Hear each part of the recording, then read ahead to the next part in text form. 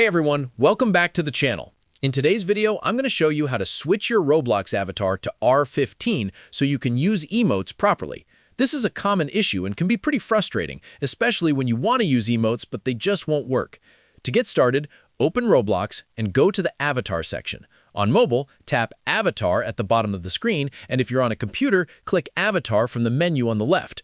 Once you're on the Avatar page, select Customize at the top, then choose Body and move over to the Build section. Scroll down until you see the character options for R6 and R15 and make sure R15 is selected. After that, return to your Roblox game and check if your emotes are now working. If they're still not working, the game you're playing may not support the R15 character type, which means emotes won't work in that game no matter what settings you use. And that's it. That's how you can switch your avatar to R15 to enable emotes in Roblox. I hope this video helped you out. If it did, don't forget to like, share, and subscribe for more helpful Roblox tips and tutorials. Thanks for watching, and I'll see you in the next video. Glambeg!